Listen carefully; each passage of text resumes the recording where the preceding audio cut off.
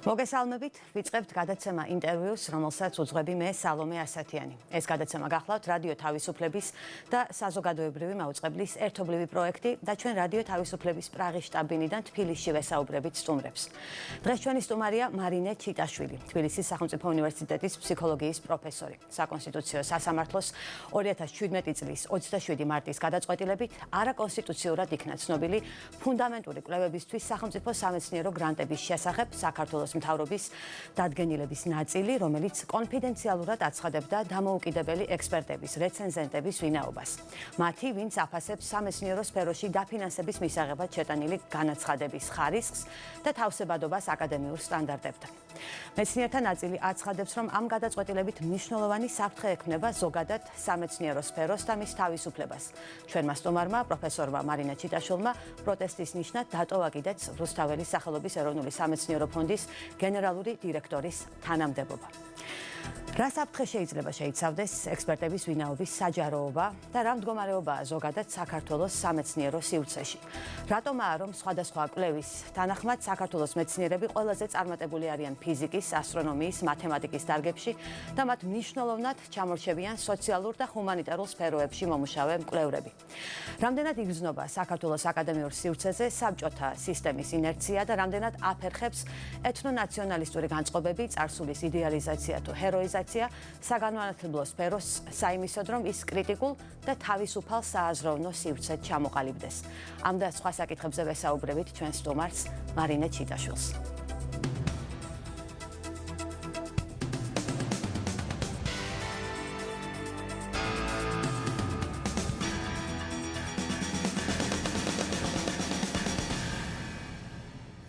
მოგესალმებით, ქალბატონო მარინე. მოგესალმებით, სალომე, დიდი მადლობა მოწვევისათვის. პირიქით, დიდი მადლობა, რომ გვეწვიეთ გადაცემაში და მოდით სანამ ზოგად თემებს შევეხებოდეთ, საუბარი დავიწყოთ რუსთაველის ეროვნული სამეცნიერო ფონდის გარშემო განვითარებული პროცესებით.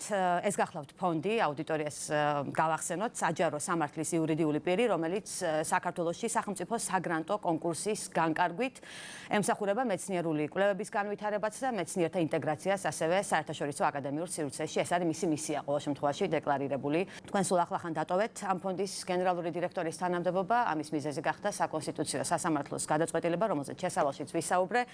რა მოხდა? თქვენ რომ გითხრათ. მოხდა ესეთი რაღაცა, რომ მოდით ესე ვთქვათ, დავიწყოთ ჯერ იქიდან, რომ რუსთაველის ფონდი არის საჯარო სამართლის იურიდიული პირი, რომელიც არის განათლებისა და მეცნიერების სამინისტროს დაქვემდებარებაში და მას ძირითადად ევალება საგრანტო კონკურსის წესით მეცნიერების დაფინანსება. ეს ნიშნავს იმას, რომ სახელმწიფო გამოყოფს გარკვეულ თანხას, რომლის კვალობაზედაც ის ცდილობს ყველაზე უფრო წარმატებული პროექტები და მიმდინარე საქმიანობა დააფინანსოს. შესაბამისად, საჯარო სამართლის იურიდიულ პირს თვითონ ავტონომიურად, მიუხედავად იმისა, რომ კანონში წერია, რომ ავტონომიურია, არ შეუძლია გამოაცხადოს კონკურსები და ამისათვის ის იყენებს ორ ნორმატიულ აქტს, რომელიც თან ხვდება ან განათლების და მეცნიერების მინისტრთან და მისი ბრძანების კვალობაზე ტარდება მერე კონკურსი, ან კიდევ მთავრობის დადგენილებით. იმის გამო, რომ ფონდს აქვს 10 წლიანი ისტორია, თავდაპირველად ეს ყველაფერი რეგულირდებოდა მთავრობის დადგენილებების კვალობაზე, ანუ 2006 წლიდან არსებული დადგენილებების კვალობაზე და მხოლოდ 2011 წლიდან მთავრობამ დელეგირება გააკეთა მეცნიერებისა და განათლების და მეცნიერების სამინისტროზე, რომ ყოველი შემდგომი კონკურსი მას დაერეგულირებინა. შესაბამისად, კონკურსი ფუნდამენტური კვლევების შესახებ რეგულირდება მთავრობის დადგენილებით, რადგან ეს კონკურსი არსებობს 2006 წლიდან. და 2006 წლიდანვე იყო ანონიმური რეცენზენტების და ექსპერტების ვინაობა, თავიდანვე ესე იყო. თავიდანვე ესე გახლდათ, იმიტომ რომ ეს იყო ძირითადი პრინციპი, რომლის კვალობაზედაც არ შეიძლებოდა დარღვეული ყოფილიყო კონფიდენციალობა, რაც ნიშნავდა იმას, რომ ჩვენ ვიღებდით ჩვენ, ანუ ქვეყანაში მოქმედი ეს სისტემა იღებდა ზუსტად იგივე პრინციპს, რომელიც მუშაობს ევროპაში, რომელიც მუშაობს ამერიკის შეერთებულ შტატებში და ამით ის ახდენდა, ან ყოველ შემთხვევისათვის ცდილობდა საერთაშორისო აკადემიურ ქსელში მოქმედი სტანდარტების ყოლობაზე შეეფასებინა პროექტი. და რა შეხედავთ კონკრეტულად საფრთხეს? ისეთ საფრთხეს, რომ დატოვეთ ეს ფონდი წამოხვედით. საკონსტიტუციო სასამართლომ იხელმძღვანელა 51 მუხლით, ესეც უთხრათ მაყურებელს, რომლის თანახმადაც საქართველოს ყოველ მოქალაქეს უფლება აქვს კანონით დადგენილი წესით გაეცნოს სახელმწიფო დაწესებულებებში მასზე არსებულ ინფორმაციას და ოფიციალურ დოკუმენტებს თუ ეს არ შეიცავს სახელმწიფო ან სხვა სახის საიდუმლოებას. ანუ ეს არის სახელმწიფო ფონდი, ამბობს საკონსტიტუციო სასამართლო და შესაბამისად მოქალაქეს აქვს უფლება იცოდეს ყველაფერი საკუთარი თავის გარშემო ინფორმაცია. მოდით ესე ვთქვათ, რომ ეს არის სახელმწიფოს მიერ დაფინანსებული ფონდი, მაგრამ ეს არ არის სახელმწიფო ფონდი იმ თვალსაზრისით, რომ საქართველოს კონსტიტუცია დელეგირებას კანონზე ახდენს განათლებასთან დაკავშირებით და იქ არსად არ წერია, რომ სახელმწიფოს ფუნქციებში შედის მეცნიერების დაფინანსების წესის განსაზღვრა. სახელმწიფოს ვალდებულებებში შედის აკადემიური ხარისხები და აკრედიტაცია, რომელსაც ნამდვილად სახელმწიფო ახდენს მის რეგულირებას. არც ერთ შემთხვევაში ეს არ არის მეცნიერებაზე გადასული და უფრო მეტიც მეცნიერების რეგულირების კვალობაზე, იგივე ამჟამად მოქმედ კონსტიტუციაში, სიტყვა მეცნიერება საერთოდ ნახსენები არ არის, ნებისმიერ შეუძლია ეს გადაამოწმოს და წერია იქ 35 მუხლში, რომ კონსტიტუციით უზრუნველყოფილია ასევე საერთაშორისო საგანმანათლებლო სივრცეში საქართველოს ინტეგრირება. თუმცა ახალ რედაქციაში შეიტანეს მეცნიერება, რამდენადაც ვიცი, ჩამონათვალია იქ, რომ სახელმწიფო ზრუნავს მეცნიერების, კულტურის, სპორტის ასე შემდეგ განვითარებას. და უფრო მეტსაც მოგახსენებთ, იქ ის რაც სახელმწიფოს მიერ არის დაცული და სახელმწიფო იღებს თავის ვალდებულებას, ეს არის მეცნიერებათა ეროვნული აკადემია. თუმცა ინსტიტუციურად ეს როგორ იქნება, ამას მე ვერ გეტყვით, იმიტომ რომ რა ფუნქციები იქნება მე გაწერილი კანონის მიხედვით, მე ამის შესახებ თქმა არ შემიძლია. და მაინც რომ აუხსნათ მაყურებელს თქვენი პოზიცია. რაში მდებარეობს საფრთხე თუ გახდება რეცენზენტების ვინაობა საჯარო? რატომ არის აუცილებელი, რატომ არის დასავლეთში ეს პრაქტიკა ანონიმურობის? დასავლეთში ეს პრაქტიკა გახლავთ იმის გამო, ეს უზრუნველყოფს პირუთვნელად შეფასებას წარმოდგენილი პროექტის, მასზე სრული არგუმენტაციის დაწერას და დადებითი და სუსტი მხარეების მითითებით და შესაბამისად იმის გამო, რომ კონფიდენციალობა არის დაცული, ასეთ შემთხვევაში თვითონ რეცენზენტი, ანუ იგივე ექსპერტი, დაცული არის იმ თვალსაზრისით, რომ ის თავისუფლად გამოხატავს თავის მოსაზრებას. ეს პრინციპი მუშაობს ევროპის კვლევით საბჭოში, რომელიც არის ჰორიზონტი 2020-ის ნაწილი და მის განაგებს 13 მილიარდ ევროს გრანტების კვალობაზე. ეს მოქმედებს ამერიკის შეერთებულ შტატებში, ამერიკის სამეცნიერო ფონდისათვის, ეს მოქმედებს ევროპის ყველა სხვა ქვეყანაში ექსპერტების კონფიდენციალობის დაცვა. ანუ აქ ძირითადად არის ლაპარაკი იმაზე, რომ ქვეყნებს მიაჩნიათ და ჩვენნაირ პატარა ქვეყანას ხომ მით უმეტეს, რომ ინტერესთა კონფლიქტი არის გარანტირებული, რომლის კვალობაზედაც მეცნიერი მეორეს ვერ შეაფასებს ობიექტურად. ამიტომ ფონდმა მიიღო ესეთი გადაწყვეტილება, რომ ერთი საერთოდ გაეტანა საქართველოსთან შეფასება და შესაბამისად დაიქირავა ორი ორგანიზაცია. ეს ორი ორგანიზაცია გახლავთ CRDF-ი და მეორე არის ORAU, რომელიც არის ბაზირებული ამერიკის შეერთებულ შტატებში და ერთიც და მეორეც ახდენს შეფასებას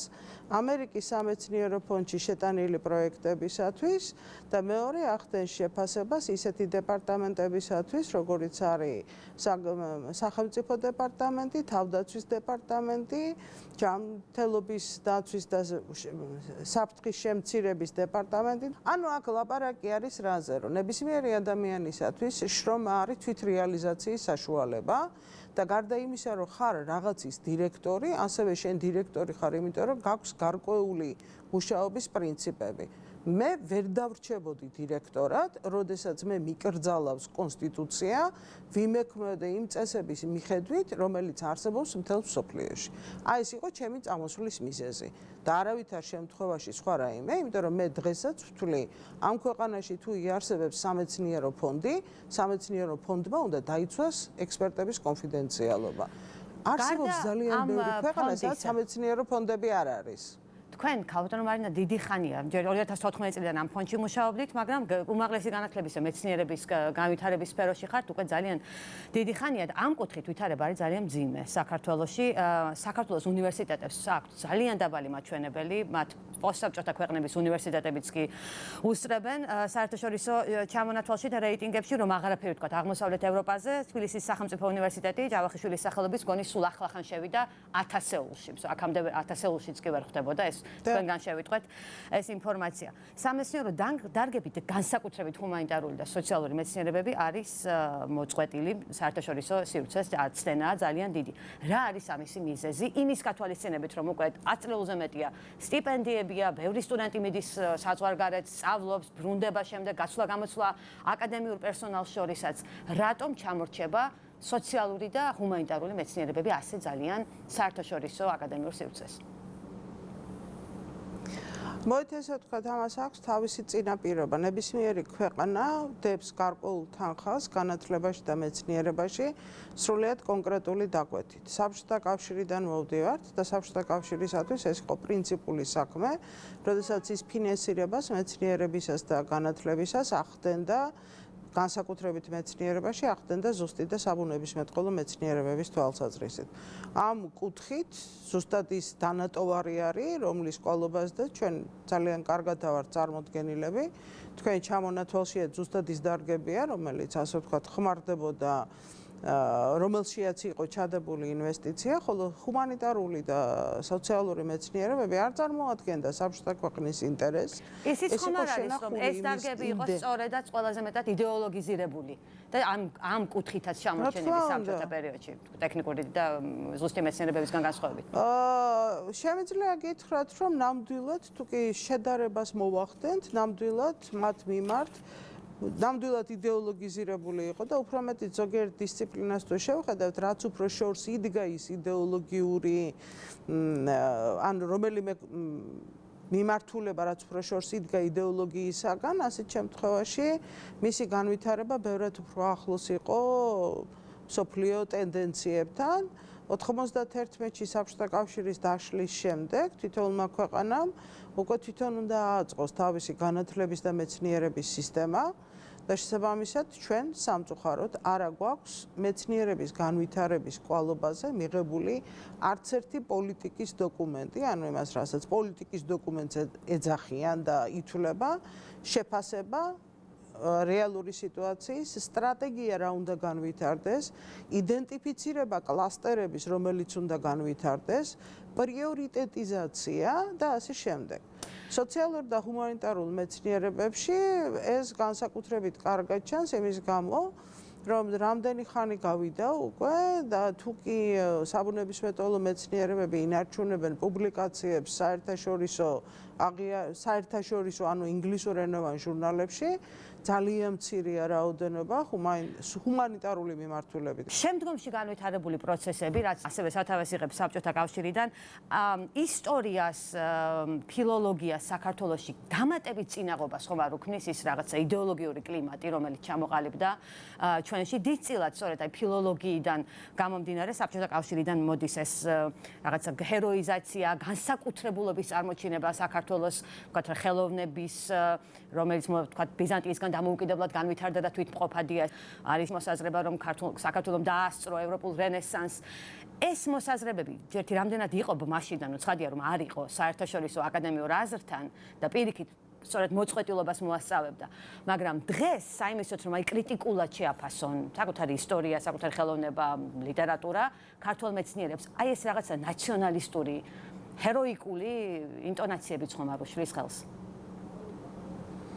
უშლის ძალიან ხელს და უნდა ვთქვათ ესეთი რაღაცა, რომ მე მაგალითად მომისმენია კიდევაც ერთ-ერთი ფრიად საპატივცემულო მეცნიერის განცხადება, რომელმაც თქვა, რომ ისტორია პატრიოტული მეცნიერებაა. ეხლა როგორც იტყვიან კომენტარს ასეთ შემთხვევაში დამატებით მე არაფერს აღარ გავაკეთებ. ჩემის აზრით აქ ძირითადი აცდენა მდგომარეობს ერთ რამეში. საბჭოთა კავშირის დროს თბილისის სახელმწიფო უნივერსიტეტი და ჰუმანიტარული მეცნიერებები ასრულებდნენ ერთგვარად იდენტობის შენარჩუნების, ანუ ეროვნული იდენტობის შენარჩუნების გარკვეულ ფუნქციას, ანუ ეს იყო მათი შინაგანი мотиваცია, რომლის კვალობაზედაც ქართული უნდა წარმოჩენილი როგორც განსაკუთრებული, მნიშვნელოვანი და ასე შემდეგ.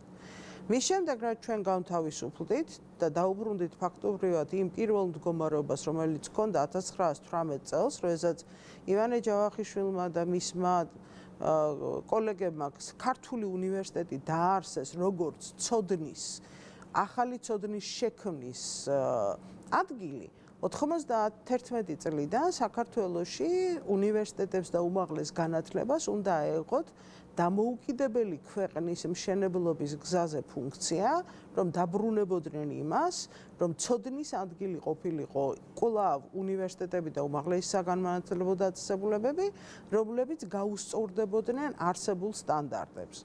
აი ესეთ შემთხვევაში მოდით ესე ვთქვათ, რომ აი ეს გადასვლა და შენარჩუნება ჰეროიკული მოტივების, რომელიც თავის დროზე გარკვეულ ფუნქციას ასრულებდა, ისიც შემიძლია ვთქვა, თუ არა ესეთი დარწმუნება იმაში, რომ ჩვენ მაინც ჰქონდა რაღაცა, რომელშიათანაც იდენტობა უნდა შეგვენარჩუნებინა, არც 1978 წლის მოვლენები არ იქნებოდა.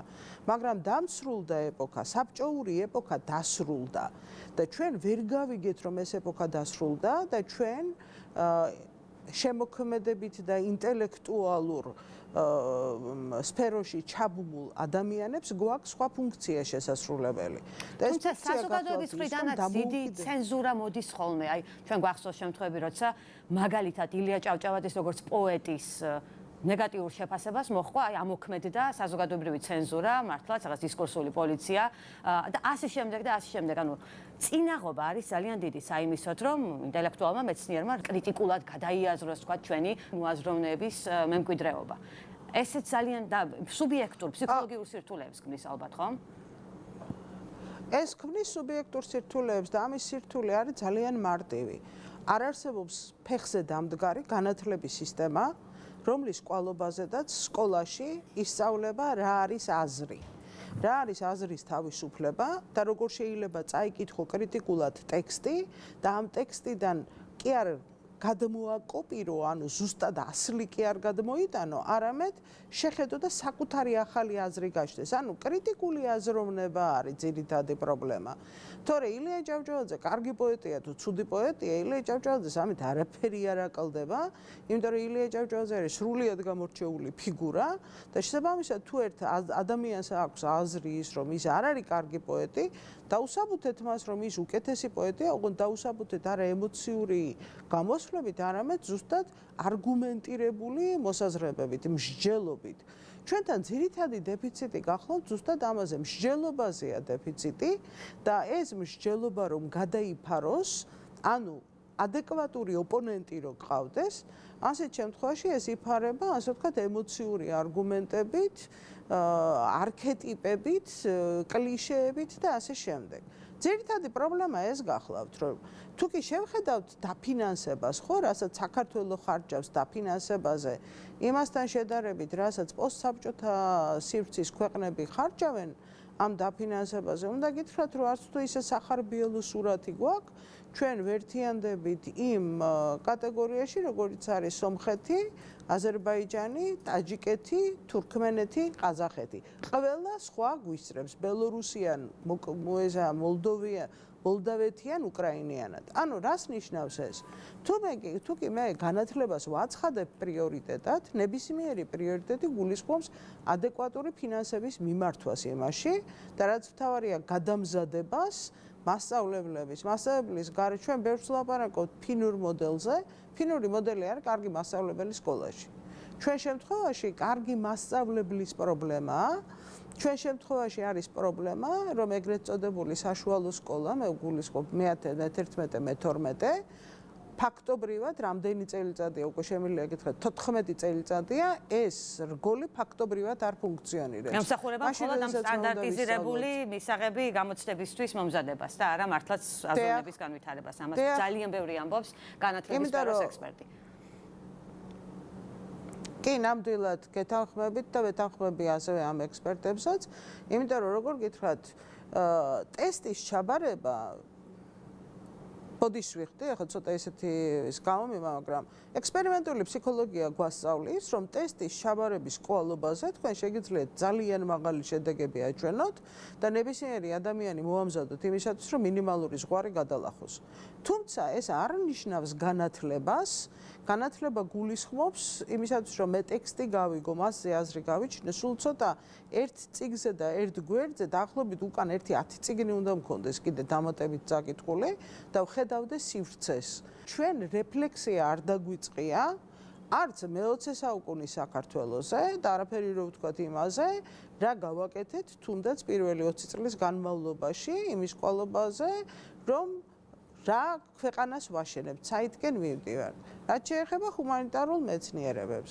მანდ გამოვყოფდი ერთ დარგს, რომელშიაც ნამდვილად ფრიად წარმატებულები ვართ და ეს არის არქეოლოგია და შემიძლია გითხრათ, ხელნაწერთა ინსტიტუტის სახით დევს ოფიციალური საგანძური, რომლის გამოყენება იმის კვალობაზე, როგორც არის ვირტუალური მასალის გაკეთება და ასე ვთქვათ, გარეთ გატანა, საჯარო სივრცეში დადება, ინტეგრირება, იგივე მაგალითად ხელნაწერების კოლექციებთან დაიშანა არ არის გაკეთებული. ეხლა მე თქვენ გეკითხებით, რაც არ უნდა ბევრი ვამტკიცო იმას, მე რას წარმოვადგენ, თუ კი ამას სხვა არ დაინახავს, ჩემი მტკიცება დარჩება მხოლოდ მტკიცებად.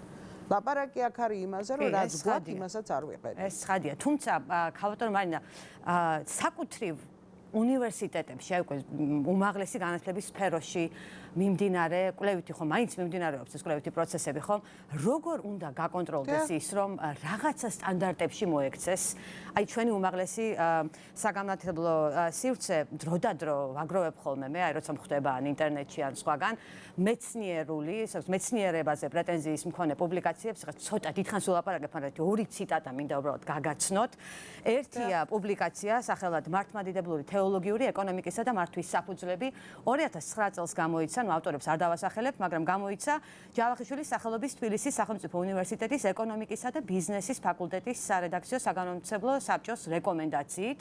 რეცენზენტებს და რედაქტორებს შორის არიან ტექნიკური და ივანე ჯავახიშვილის სახელობის უნივერსიტეტების პროფესორები და აი მაგალითად ხდება აი ამ ტიპის დისკურსია ამ პუბლიკაციაში ციტატა და ეს ერთი წინადადებაა თავიდანვე ვამბობ საქართველოს მართლმადიდებელი და სხვა დაინტერესებული ეკონომისტების გადაუდებელი ამოცანაა ქრისტიანული ეკონომიკის როგორც სამეცნიერო პრაქტიკული და სასწავლო დისციპლინის წარმოჩენა ეკონომიკის ფუნქციონირების ამქვეყნიურად აუცილებელი და უფლისათვის სათანადო ფორმების მიმართულებებისა და მასშტაბების ამ სფეროში ცოდვიანობის სიღრმისეულობის განსაზღვრა და ცოდვათა მაქსიმალური აღკვეთის გზების დადგენა საქართველოს ეკონომიკის მართვის მაკრო და მიკრო დონეებზე შესაბამისი გამოკვლევა ანალიზის ჩატარება და ამის საფუძველზე ქვეყნის ღვთივ სულიერი სოციალურ-ეკონომიკური განვითარებისთვის სათანადო კონცეფციისა და რეკომენდაციების შემუშავება. ეს ხო ერთი წინადადება. ასევე არსებობს ესეთი სადოქტორო დისერტაცია ტექნიკურ უნივერსიტეტში 2012 წელს ციტატა აქედანაც საქართველოს როგორც ერთა მართვის მანიის კლასის გამოკვეთილი ლიდერის ქართველი ერის ლოკალიზაციის ძირითადი არე უნდა იქცეს მსოფლიო საზოგადოების ცივილიზაციური სტრუქტურის გლობალური ოპტიმიზაციის პრობლემასთან დაკავშირებული საკითხების განხილვის საერთაშორისო ცენტრად. და იქვე თანამედროვე გაეროსგან განსხვავებით გლობალური განვითარების ცენტრი იქნება ერთა 4 თვისებრივი ტიპის შესაბამისად განსხვავებული თანაბარ ღირსეული ფუნქციებით აღჭურვილი 4 პალატისგან შედგენილი ინსტიტუტი, ყოველი ერი მისი თვისებრივი ტიპის გათვალისწინებით წარმოდგენილი იქნება მისი თვისებრივი ტიპის სათანადო ფუნქციით აღჭურვილ პალატაში, ასე შემდეგ და ასე შემდეგ. დროდადრო სულ ჩდება პუბლიკაციები სენსაციური აღმოჩენების შესახებ, რომ სოფლიოს თავდაყირა დავაყენებთ ახლა საქართველოში ისეთი რამ აღმოჩნდა, ასე შემდეგ არსებობს ასეთი ჯგუფი მეცნიერება უკეთესი მომავლისთვის, რეგულარულად აქვეყნებს ხოლმე Facebook-ზეც თავისი მუშაობის შესახებ ინფორმაციას, მაგალითად ქუთაისში აკაკი-წერეთლის სახელმწიფო უნივერსიტეტში ჩატარებული საჯარო ლექცია სათაურით მეორედ მოსვლის არსი, რას ნიშნავთ მეორედ მოსვლა და რატომ უნდა მოხდეს განკითხვა ქართულ ენაზე.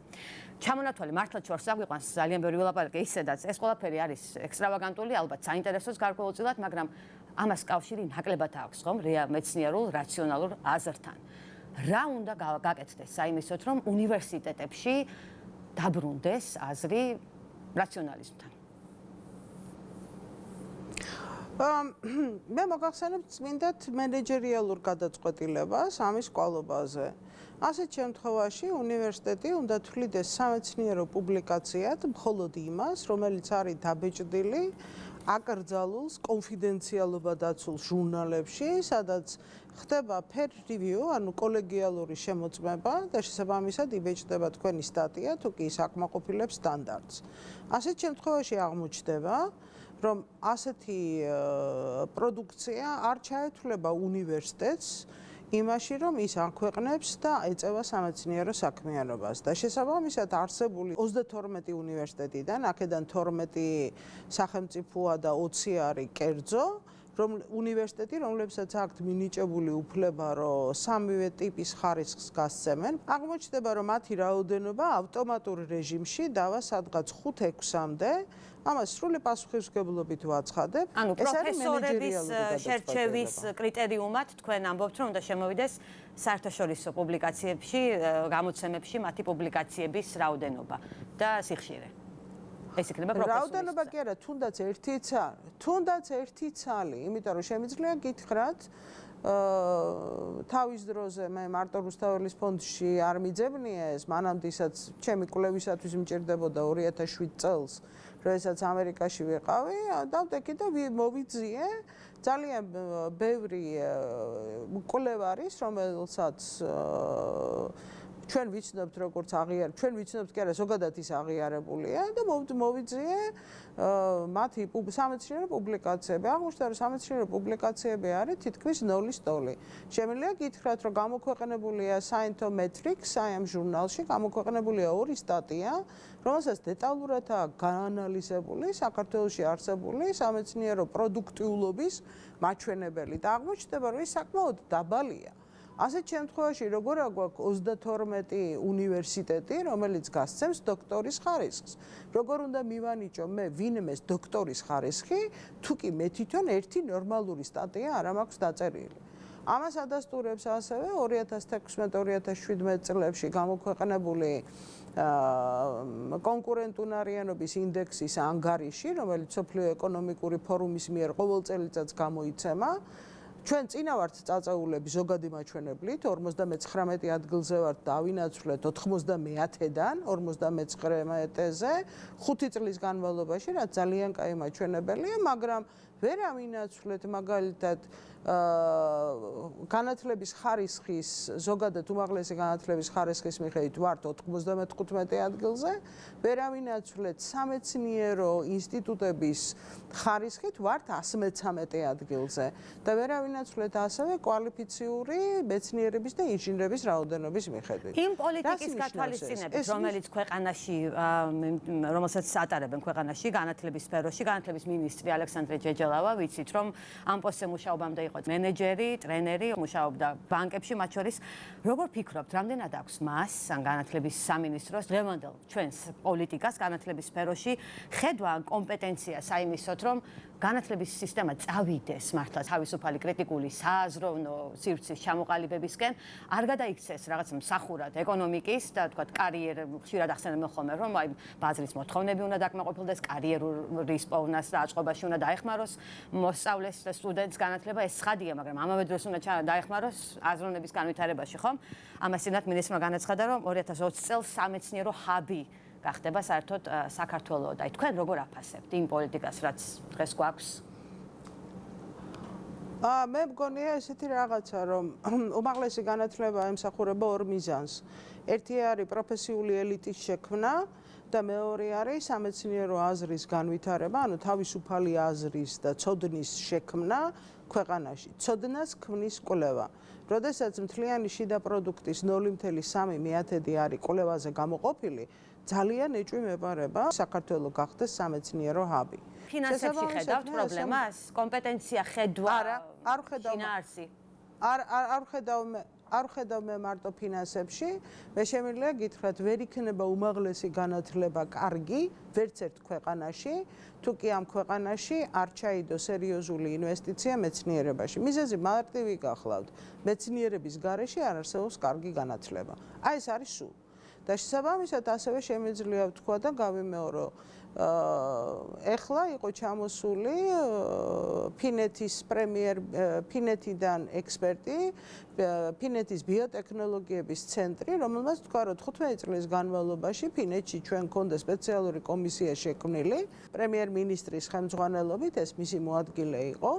იმის გამო, რომ ჩვენ გადავწყვიტეთ, რადგან ვართ რესურსებით მწირი ქვეყანა, ლაპარაკია ფინეთზე, განვითარების ერთადერთი შანსი იყო ცოდნის საზოგადოების განვითარება და მეცნიერებაში ძალიან მიზნობრივად თანხების ჩადება.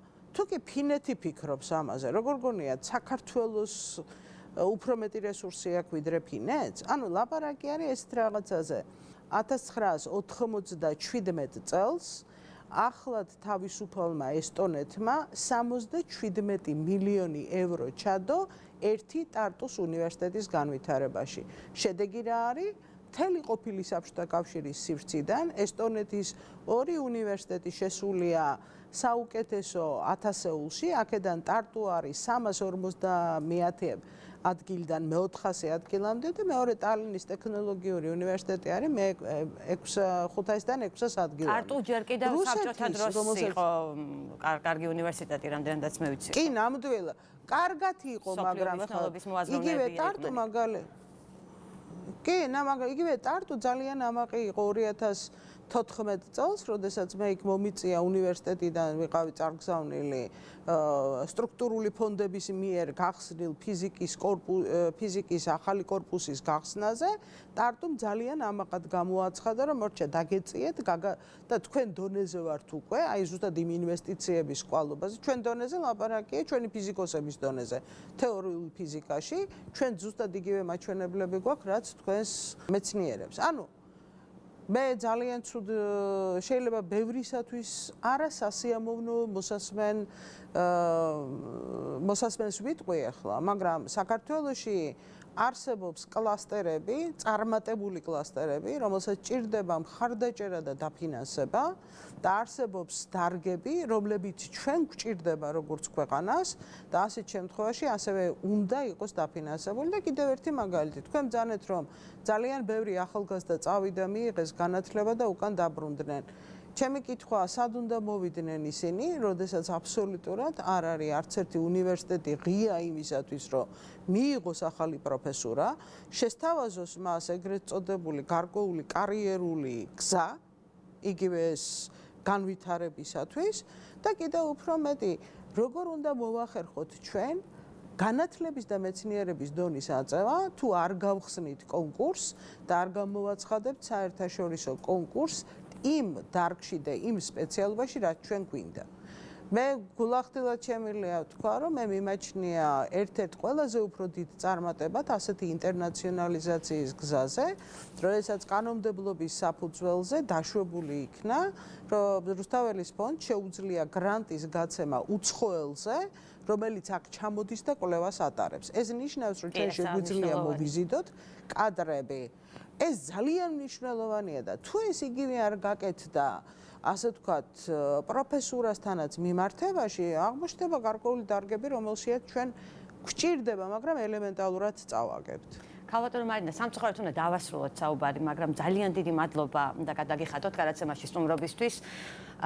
ჩვენ ჯერ კიდე არ ვიცით რა ბედი ეწევა ამ გადაცემას საზოგადოებრივ მაუწყებელთან თანამშრომლობის თვალსაზრისით, მაგრამ რაღაც ფორმით ალბათ გავაგრძელებთ ინტერვიუების ჩაწერას და ჩემი ოცნებაა დიდი ხნის, რომ თქვენ კიდევ ერთხელ გიხილოთ ჩვენს გადაცემაში, ამჯერად უკვე ფსიქოლოგიის ისტორიაზე, ფსიქოანალიზის ისტორიაზე სასაუბროთ, ვინაიდან თქვენ მართლაც ბრძანდებით ავტორიტეტიანი ექსპერტი ამ სფეროში. დიდი მადლობა, რომ დღეს გვეწვიეთ გადაცემა ინტერვიუში. მადლობა, დიდი მადლობა. მარინა ჩიტაშვილი იყო ჩვენი სტუმარი, ივანე ჯავახიშვილის სახელობის სახელმწიფო უნივერსიტეტის ფსიქოლოგიის პროფესორი. თქვენ უყურებდით გადაცემა ინტერვიუს, რომელიც რადიო თავისუფლების და საზოგადოებრივი მაუწყებლის ერთობლივი პროექტია და რომელსაც უძღვებოდი მე, სალომე ასათიანი. ამ გადაცემის ხილვა შეგიძლიათ რადიო თავისუფლების და საზოგადოებრივი მაუწყებლის ვებსაიტებზე. დიდი მადლობა ყურადღებისთვის, დროებით გემშვიდობებით.